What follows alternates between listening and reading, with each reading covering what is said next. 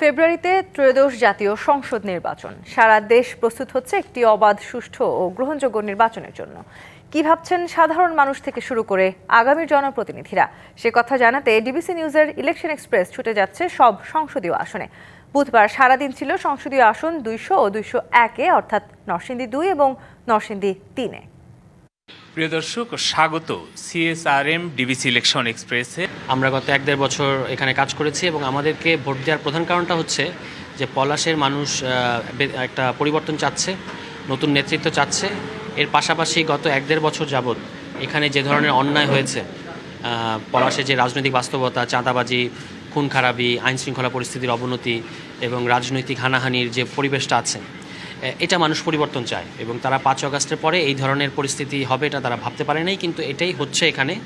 শহীদ president Ziaur Rahman কিছু কর্মসূচি দিয়ে গিয়েছেন। উনি 19 দফা কর্মসূচি দিয়ে গিয়েছেন। তার পরবর্তীতে আমাদের ভারপ্রাপ্ত চেয়ারম্যান তারেক রহমান 31 দফা কর্মসূচি দিয়েছেন।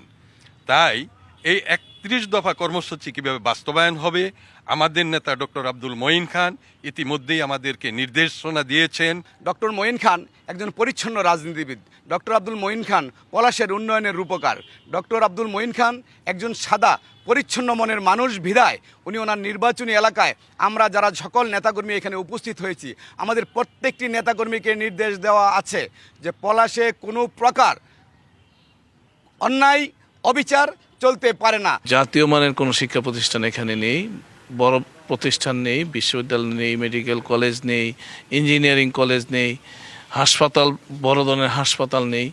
আমরা এই চ্যালেঞ্জগুলো নিতে হবে আমাদেরকে। জনগণের স্বাস্থ্যসেবা, শিক্ষাসেবা নিশ্চিতের জন্য এই কাজগুলো আমাদেরকে করতে হবে। জনগণের চাহিদার ভিত্তিতে নতুন রাস্তাঘাট আমরা নির্মাণ করব। পাশাপাশি শিবপুরের স্বাস্থ্যসেবা খাত নিয়ে যদি বলতে হয়, শিবপুরের নরসিংদী জেলায় একটা মেডিকেল কলেজ স্থাপনের দাবি দীর্ঘদিনের এবং এই ব্যাপারে বিভিন্নমুখী জরিপও হয়েছে।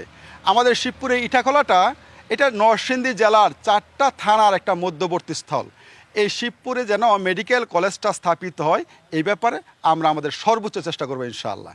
2018 সালেও কিন্তু ধানের শীষের মার্কা নিয়ে শিবপুরে নির্বাচন করেছি। মনোনীত প্রার্থী আমিই ছিলাম। পরবর্তীতে আন্দোলন সংগ্রাম, এই জেল জুলুম, হুলিয়ার অত্যাচার, নির্যাতন, এই নেতৃবৃন্দকে সাথে নিয়ে কিন্তু একদিনের জন্য আমি কোথাও বাইরে যাই নাই। তাদেরকে নিয়েই কিন্তু সুখে দুঃখে একসাথে আজকে পর্যন্ত আছি।